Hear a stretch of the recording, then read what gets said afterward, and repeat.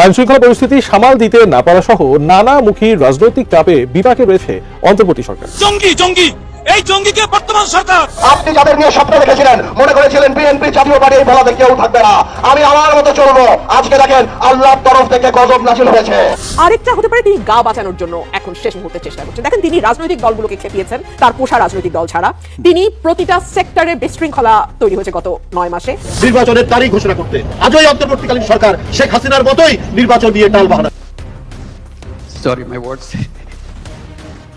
পদত্যাগের নাটক সাজিয়েও শেষ রক্ষা হলো না ডক্টর ইউনূসের। আসসালামু আলাইকুম প্রিয় দর্শক এতক্ষণ শুনছিলেন সংবাদ শিরোনাম, এবার শুনবেন বিস্তারিত।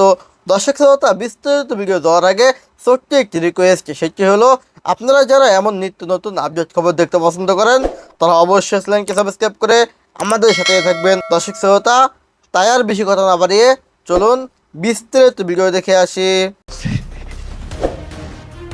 পদত্যাগের নাটক সাজিয়েও শেষ রক্ষা হলো না ডক্টর ইউনূসের। এবার ডক্টর ইউনূস কেন পদত্যাগের নাটক করেছিলেন তা ফাঁস করলেন সেনাপ্রধান। কি বললেন তিনি, বিস্তারিত জানতে আমাদের সাথে থাকুন।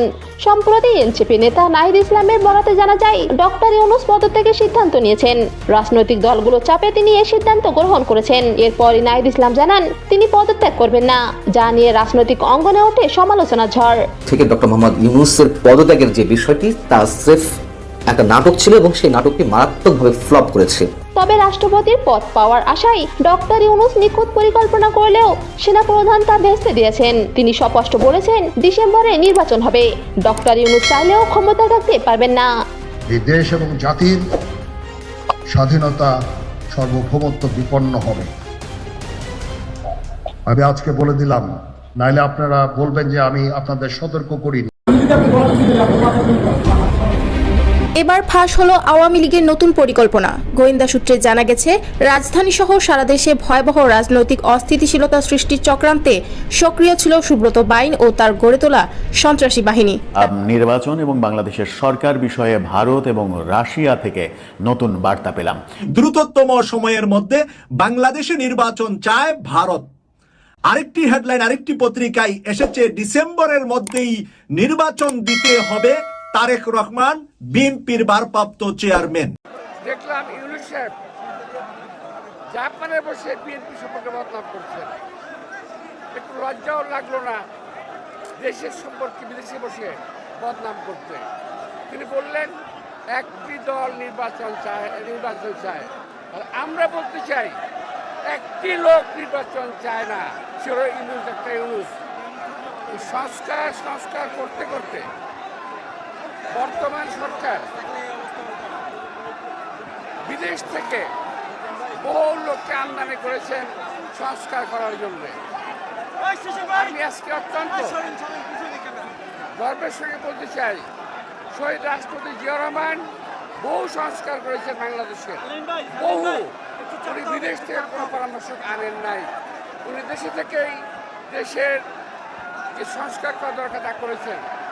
খাল সংস্কার করা হয়েছে, গার্মেন্ট ব্যবসা ও পোল্ট্রি, ডেয়ারি সহ নারী শিক্ষা, বহু সংস্কার তিনি করেছেন। কিন্তু তিনি কখনোই বিদেশ থেকে কোনো কাউকে আমদানি করেন নাই। আজকে এই সরকার কিছু বিদেশি লোককে আমদানি করেছেন সংস্কার করার জন্য। আবার এই সংস্কার করতে করতে এমন জায়গায় চলে গেছে যে তারা আজকে আর নির্বাচন দিতে চায় না। খুব দুঃখের সঙ্গে একটা কথা বলছি, দেখলাম ইউনূস সাহেব জাপানে বসে বিএনপি সম্পর্কে বদনাম করছেন। একটু লজ্জাও লাগলো না দেশের সম্পর্কে বিদেশে বসে বদনাম করতে? তিনি বললেন একটি দল নির্বাচন চায়। আর আমরা বলতে চাই একটি লোক নির্বাচন চায় না, সে হলো ইউনূস, একটা ইউনূস। উনি নির্বাচন চায় না। বিএনপি বরাবর নির্বাচন চেয়েছে ডিসেম্বরের মধ্যে, এবং এই ডিসেম্বরের কথা কিন্তু ইউনূস সাহেব স্বয়ং বলেছেন, আমরা বলি নাই, তাই প্রস্তাব। পরবর্তীতে তিনি শিফট করে জুন মাসে যদি নির্বাচনের কথা বলেন, এই নির্বাচন কখনো বাংলাদেশে হবে না। সুতরাং নির্বাচন যদি করতে হয় ডিসেম্বরের মধ্যে করতে হবে। আর নির্বাচন করতে না চান, সেটা নিশ্চয় ইউনূস সাহেবের দায়িত্ব, আমার দায়িত্ব নয়।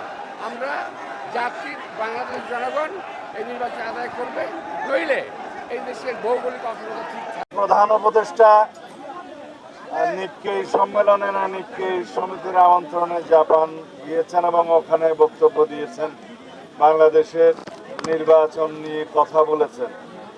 তিনি বলেছেন শুধুমাত্র একটি দল নির্বাচন চায়। তো আমরা এই বিষয়ে মনে করি ওনার যথেষ্ট তথ্য নেই।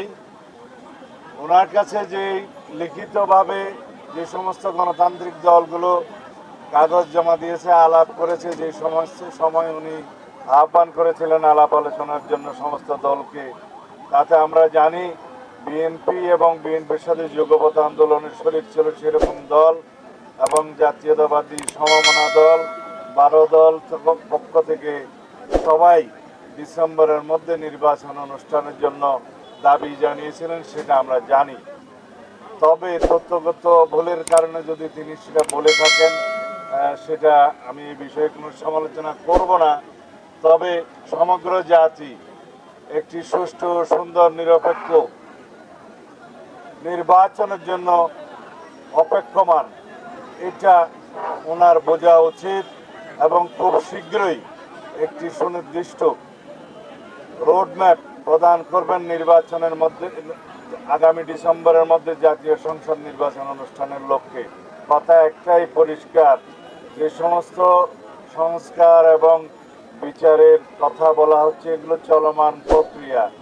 সংস্কার কোনোদিনই শেষ হয় না, সংস্কার অবিরাম চলতেই থাকে। সমাজের চাহিদা এবং সমাজের মানুষের দেশের প্রয়োজনে আমাদেরকে সংস্কার করে যেতেই হবে। আর বিচার প্রক্রিয়া একটি স্বাধীন বিচার ব্যবস্থার মধ্য দিয়ে বিচার কার্যক্রমে এগিয়ে নেওয়া হচ্ছে, সেই বিচার কার্যক্রমে এগিয়ে নেওয়া হবে, এটা আমাদের প্রতিশ্রুতি। বাংলাদেশের জনগণের চাহিদা, শহীদের রক্তের আকাঙ্ক্ষা, এদেশের মানুষের প্রত্যাশা, এদেশে অবশ্যই খুনি ফ্যাসিস্ট শেখ হাসিনা, তার দল, তার দোসরদের অবশ্যই সমস্ত অপরাধের জন্য কাঠগড়ায় দাঁড়াতে হবে, বিচার কার্য সম্পন্ন করা হবে। দর্শক, আশা করি সম্পূর্ণ ভিডিওটি না টেনে দেখেছেন এবং এই ভিডিওটি থেকে আশা করি আপনারা অনেক কিছুই বুঝতে পেরেছেন।